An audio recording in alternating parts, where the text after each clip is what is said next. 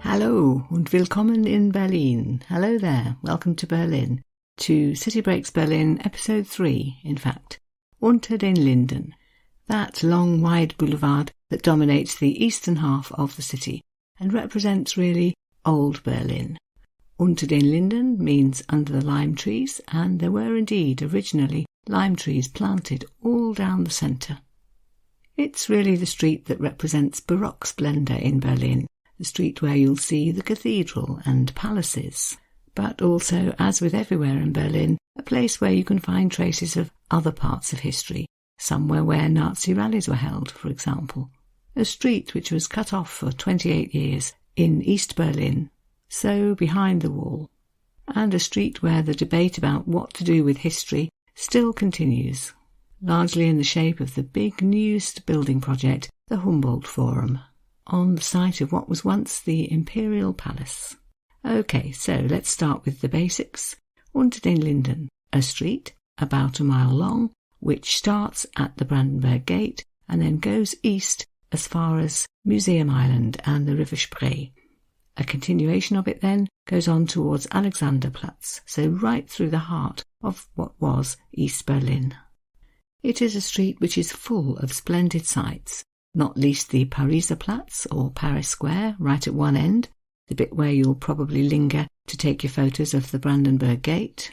And if you then decide to wander from there eastwards, you'll be passing things like a massive statue of Frederick the Great, the Hohenzollern king who had the greatest effect on this area. You'll be passing the Opera House and the Neue Wache, which is Germany's tomb of the unknown soldier. You'll pass the site of the Berliner Schloss, so the Royal Palace, as was the home of the Hohenzollern family, and more or less opposite that, the Berliner Dom, or Berlin Cathedral, where some 90 members of the Hohenzollern family are buried. And just beyond that, Museum Island, with its lovely entrance, the Lustgarten, or Pleasure Garden, a pretty little park right on the river. Will you see any lime trees? Well, not as many as you would have done in the old days. Most of them were chopped down for firewood in the freezing cold winters just after World War II. But lime trees were replanted in the 1950s along the sides of the road, so yes, you will see some. Again, as usually on City Breaks, and as particularly is always true in Berlin, if you know a few things about things which have happened here in the past, you are going to see it in a different light as you wander down in tourist mode. The writer James Boswell was there in 1764, and he liked it very much. "I was struck with the beauty of Berlin," he wrote. "The houses are handsome, and the streets are wide, long and straight. The palace is grand. The palaces of the royal family are very genteel. The Opera House is an elegant building." And he goes on to explain its Latin inscription, which tells you that it was one Frederick the Great who had it built. Mark Twain stayed there in the 1890s, and his wife Clara wrote in her journal this short description which gives you the idea of Berlin as a centre of imperial power. "I would stand," she wrote, "at the window and watch the Emperor Kaiser Wilhelm II and his entourage leave every morning from the castle, ride along the Linden and exit through the Brandenburg Gate into the Tiergarten." The Tiergarten is that big park that dominates the northwestern corner of the city, today the domain of cyclists and joggers and whatnot, but in those days just the place for a spot of royal hunting. Jerome K. Jerome was there at round about the same time in the 1890s, and he described Unter den Linden as being really a combination of Oxford Street and the Champs-Élysées. And actually that's not a bad description for today, because yes, it is full of shops, and yes, it is also wide and impressive, although Mr. Jerome found it really, quote, much too wide for its size. One of the most momentous moments of history took place in 1914 on the balcony of the Royal Palace, because it was from there that the Kaiser declared war. Thousands gathered there on the 31st of July 1914 to hear him say, "A momentous hour has struck for Germany. Envious rivals everywhere force us to legitimate defence. The sword has been forced into our hands. I hope that in the event that my efforts to the very last moment do not succeed in bringing our opponents to reason and in preserving peace, we may use the sword, with the help of God, so that we may sheathe it again with honour. War will demand enormous sacrifices from the German people, but we shall show the enemy what it means to attack Germany. And so I commend you to God. Go forth into the churches, kneel down before God, and implore his help for our brave army. 4 years later, after 37 million people had died, Germany was completely defeated, and Kaiser Wilhelm abdicated on November the 9th, a day which the writer Harry Kessler described in his diary. He writes of walking through eerily quiet streets, hearing isolated shots still coming from the palace, where a few lights were still burning, although the opera house on the other side of the street was in complete darkness.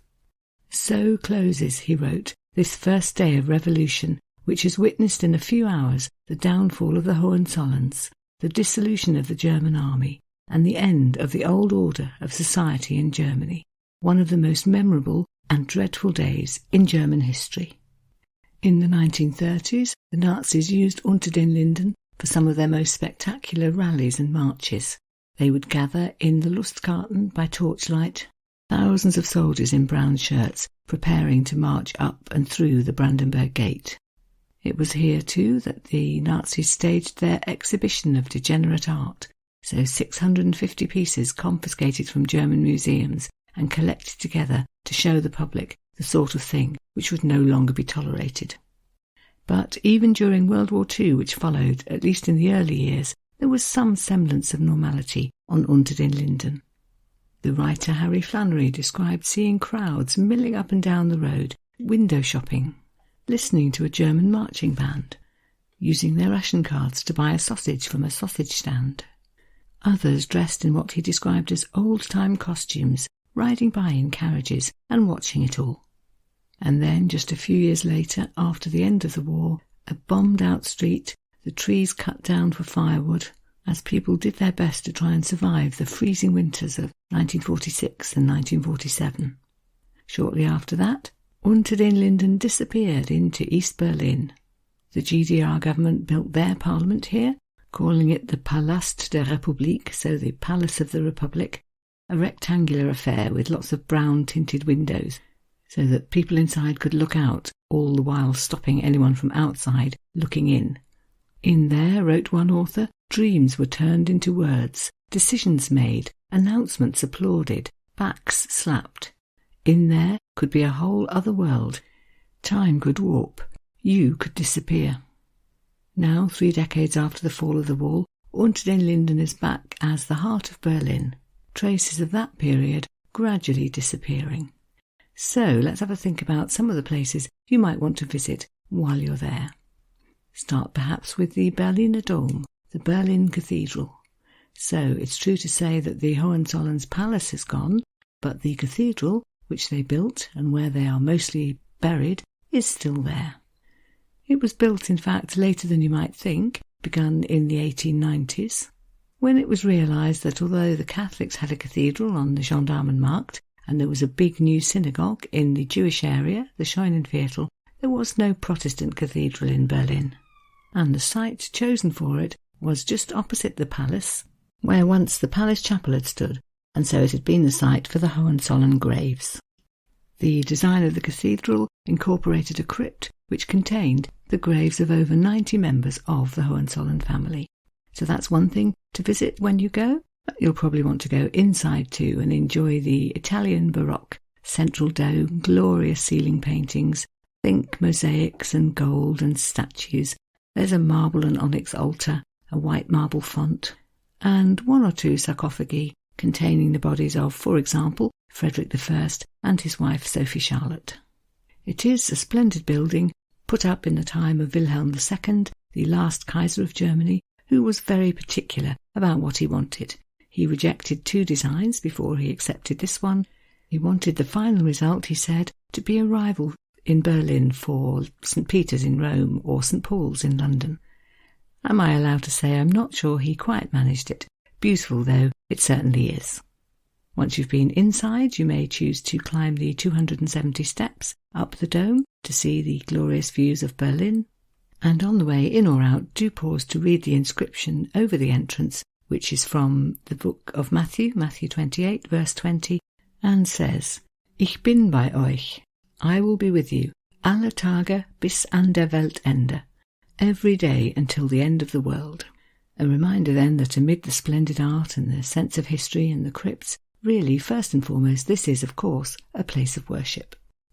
Something you are certainly going to notice if you walk the length of Unter den Linden is the statue in the middle of Frederick the Great on horseback. He sits proudly up there surveying his domain because he really is the king who had the biggest effect on this part of Berlin and commissioned its most splendid buildings, even though in fact I must add that he didn't live here very long because he preferred his palace which he built in Potsdam. More of that in a future episode. So then, Frederick the Great, he reigned for 46 years from 1740 and gained the title because Germans think of him as the greatest member of the Hohenzollern family. Partly because of his military prowess, he expanded Prussian territory, he was respected by Napoleon, who announced when he arrived to conquer Berlin in 1806, so 15 years or so after Frederick's death, that his troops should take their hat off to him because, gentlemen, he said, if he were alive, we wouldn't be here. So, yes, first and foremost a soldier, but he was also respected as being a very strong leader of Prussia and of Berlin, someone who kept order, but who also allowed a cultural renaissance to flourish. He loved music and literature, he welcomed people like the philosopher Voltaire to his court, and generally encouraged the development of the arts and of ideas, although I noticed that in the Encyclopaedia Britannica he was referred to as an enlightened despot. And he's remembered too for the transformation he effected in Berlin itself. He wanted it to be a city of classical grandeur, somewhere as beautiful as Rome or Athens. And he transformed particularly this area around Unter den Linden, which he referred to as the Forum Fredericanum, and which became more generally known by Germans as Friedrichstadt. The writer Brian Milliken explains, the most beautiful part of Berlin, the Friedrichstadt, is almost exclusively the work of Frederick. And he goes on to describe Frederick riding around this part of the city, wearing an eyeglass and checking on the progress of the buildings that he had commissioned. I should add that not everyone was a huge fan. For example, the diplomat Nathaniel Wraxall, writing in 1777, said that yes, he did like the regularity and magnificence of the buildings, and there was an aspect of creative genius about it all, but he found it a little too grand. In his opinion, quote, ostentation and vanity, more than utility or necessity, seemed to have impelled Frederick to enlarge and embellish his capital. And Nathaniel Wraxall's particular complaint was that yes, the splendid fronts of the finest houses were very impressive, but behind them lay poverty and wretchedness. So then the Forum Fredericanum comprises 4 main buildings on or near Unter den Linden, all of which Frederick had commissioned. They would be the Opera House, for which he paid both the building costs and the running costs. Being a big music fan, he was determined that Berlin would have an impressive opera house, and it's still there today for you to see. Then there's St. Hedwig's Cathedral on what is today called Babelplatz, a Catholic cathedral named after the patron saint of Silesia, Silesia being an area that Frederick had recently conquered, and he was trying to integrate it into Germany. Silesia being a Catholic area, a Catholic cathedral in Berlin was called for. Thirdly, there is the building which is today the Humboldt University, but which Frederick had built as a palace for his younger brother, Prince Heinrich, Prince Henry in English. And fourthly, the Alte Bibliothek, so that means old library, but in its day it was of course a very new library. Indeed, the largest library in Europe at the time, and it was commissioned by Friedrich for his enormous book collection, although it is said that the building was in fact much bigger than he personally needed. It's still there today, it's been filling up with books ever since, and so today it really is a collection fit for a capital city. Considering all these things which Frederick left Berlin, it's perhaps slightly strange to note that when he died in 1786, he wasn't really very much mourned. As the writer Mirabeau put it, no voice of regret is to be heard, not a sigh, not a word of praise. Is this the sum of so many victorious battles, of such fame and glory? is this the end of almost half a century of rule, a reign so rich in deeds? You may be wondering why, but I think it's worth noting that Frederick's attitude and Frederick's wars cost his people hugely, as illustrated in a story that's told about the day that Frederick died. He is said to have asked his doctor on his deathbed whether the doctor had seen many men into the next world, and the doctor apparently replied, referencing all the people who had been killed in Frederick's wars, "Not as many as your Majesty." And I guess the second explanation would be, if Nathaniel Wraxall was right to say that there was a lot of poverty in Berlin behind the splendour of Frederick's beautiful facades, then there would have been plenty of people who thought he could have found a better use for his wealth. So, back to Unter den Linden, what else is there to go and visit? The Neue Wache, which is Germany's Tomb of the Unknown Warrior. It's in a relatively small building, so it would be quite easy to miss. If you start at the Brandenburg Gate end of Unter den Linden, you will find it up on the left-hand side, just before the German History Museum, which is massive and much easier to spot. That, by the way, is a splendid collection. It's shut at the moment and will be, I think, for 4 years, but if you get the chance in the future to go, do take it. Anyway, just before that you will find the Neue Wache, which is a low building with columns and a portico, surrounding an inner hall that is largely empty, except for, right in the middle, a statue, a black marble Pieta of a mother and her dead adult soldier son, who's lying with his head in her lap. The original was made by the artist Käthe. It's a very poignant reminder of the human cost of war, made more so by the knowledge that Käthe own son, Peter, her only son I think, was killed in World War I. What you're looking at here is in fact not the original, because that was smaller, and because it was deemed to be the perfect piece of art to go into such a place, it was decided that a larger copy should be made by a different artist. As so often, the whole history of Germany seems to be wrapped up in this building. It was built in 1818 as a guardhouse and to serve as a memorial to the victims of the Napoleonic Wars. In 1931, it became the National Memorial for the dead of World War I, and the East German government changed it again slightly. It became then a memorial to, quote, the victims of fascism, and an unknown soldier and a concentration camp victim were both buried there, along with soil from the battlefields. After the fall of the wall, when the Neue Wache was then part of a united Germany, it was once again redesignated, and there's a very careful notice outside explaining that the Neue Wache is the place where we commemorate the victims of war and tyranny. And then there's a long and detailed list of the people that includes: those killed in action, the innocent killed in war, those who were captured, those who were persecuted, Jews, the Roma, the Sinti, and those who stood up to tyranny and lost their lives doing so. I think you'll find that the sight of this statue in a largely empty hall is one of the most memorable things you'll see in the whole of Berlin. Towards the end of Unter den Linden comes Museum Island and the Lustgarten. Lustgarten meaning pleasure garden, designed as a park to form an entrance to the Museum Island, created in fact in the 16th century, originally as a fruit and herb garden to serve the palace across the road, but turned by Frederick William, the Great Elector, into a pleasure garden for his wife Louisa in the 17th century.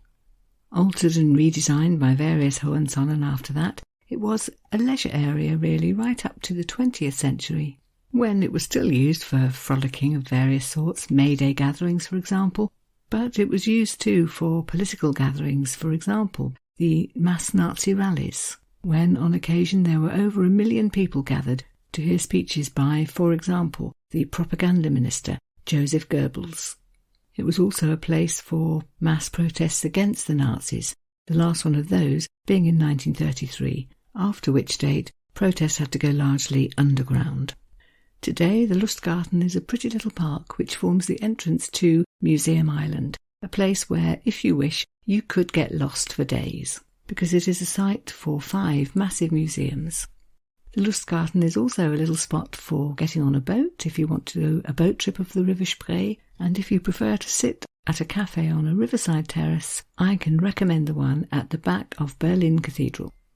The exit leads you through it, but you can also get in from the road just by following the signs. I found it a splendid place to sit and watch the boats on the river and enjoy a very German snack of Waffeln, so waffles, mit Sauerkirschen with sour cherries and Schlagsahne and whipped cream. If you do decide to investigate the museums, the first decision is whether to buy one ticket which allows you entrance to all of them, or whether perhaps you're not going to get round them all and you want to pay just to go into one or two separately. Across the complex in total, you will find 6,000 years worth of treasures, and the first one you'll come to is called the Altes Museum, the Old Museum in English, where there are Greek and Etruscan and Roman treasures. Just next to that, the Neues Museum, so the New Museum, which confusingly is for early history, so the Stone Age, the Bronze and Iron Ages and so on, and also for Egyptian history. Perhaps the most visited exhibit in there being the model of Queen Nefertiti. Behind those two, at least if you've started from the Unter den Linden end, you will find the Alte Nationalgalerie, so the Old National Gallery, which is basically 19th century European art, including lots of German art, portraits of Kaisers, and of lots of other famous Germans, for example the brothers Grimm, who wrote the fairy tales, and lots of other paintings of German scenes at court, at opera balls, street scenes, country scenes. There's one called the Cherry Harvest, for example. I'll be talking about the art there in more detail in the art episode. So let's move on then to museum number 4, possibly the biggest hitter of the 5, the Pergamon Museum. It is Germany's most visited museum, and it too is a museum of the ancient world, where the highlight, I think, is a reconstruction of the Ishtar Gate from Babylon. As the Lonely Planet put it, you should prepare to, quote, draw breath as you enter the 2,600-year-old city gate to Babylon, which has soaring walls, sheathed in radiant blue-glazed bricks and adorned with ochre reliefs of strutting lions, bulls and dragons representing Babylon gods. There's also a reconstruction of a Roman market gate, and another very much visited room is the Aleppo room, where you can see buildings from Aleppo in the 17th century. And last but not least of the 5, the Border Museum, full of Byzantine sculpture and paintings and coins. Overall, the whole complex is, I think you could say, perhaps a mix of the British Museum and the Louvre. I think that however many times you visited Berlin, you could always pop back into one or other of the museums and see lots of things you'd never seen before. It's possible in guidebooks or on leaflets to get a little suggested tour of the highlights of one or more of the museums. Perhaps that's the way to go if you don't want to get lost for the whole of your stay in the ancient and the historical. Although, if that's your thing, I don't think there's anywhere better on earth to enjoy them. So I hope you're building up a picture of Unter den Linden with all the many splendid things along its length to visit, but there's one place I haven't mentioned yet, and I've left it till last because it sort of sums up this idea of all the history that's there against the notion that this is the 21st century and we need to look forward to, and that's the building called the Humboldt Forum. So it was the site of the Berliner Schloss, so the royal palace. It represented then Imperial Berlin, the home of the Hohenzollern family. But its 20th century history meant that it didn't survive. It was badly damaged in World War I, destroyed pretty much completely in the 1950s by the GDR regime, the East German government, who of course had nothing good to say about imperialism and who chose it as the site for their new parliament building, the possibly you could say quite ugly Palast der Republik, the one with the brown glass windows and the sinister connotations. And so, after the fall of the wall in post-1989 Berlin, came the question, what to do with this site? Should history be put back? Should it be preserved? Should it be forgotten? What about a nod to the future? I think it's fair to say that Berlin debated this rigorously and endlessly, and eventually a plan was hatched. Actually, the people who came up with the plan knew that it might not be popular with everyone, so they did quite a clever thing first. They erected some scaffolding and they put up painted sheets of what they were proposing to build and left them there for a bit, so people could get used to them and decide what they thought. In the end, the decision was, let's build something the same size as the old palace building, It fitted beautifully when it was here, and we really do want to reproduce that. And let's keep quite a lot of the baroque splendour. So in the end, 3 of the 4 sides are a recreation of the baroque exterior, and then the 4th side has a modern facade, the one facing east towards Alexanderplatz. Quite a clever way to keep the history and yet look to the future as well. What about the inside? That isn't done out like the old palace. That's completely new and different, and it's known as the Humboldt Forum. It's an exhibition space, a conference centre. It's run by 3 very worthy Berlin institutions, the Humboldt University, the City of Berlin, and something called the Prussian Cultural Heritage Foundation. And these are the words its director used to explain what exactly it is.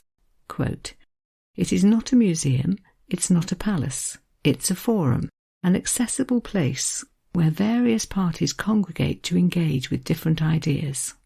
And at the end of his speech he summarised it in the following words: "It will be a visual, cultural and historic heart for Berlin." I think on any visit to Berlin it's going to be worth checking up what's happening at the Humboldt Forum, because I think the general thinking is it will be all sorts of different things, including, hopefully, something for everyone. So then, so much for Unter den Linden, under the lime trees. I hope to have provided enough information for an informed walk up and down its length. I think for many people it will be the main area to visit in the city. Yes, for the history and the splendour of the old days, but also absolutely for Berlin in the 21st century.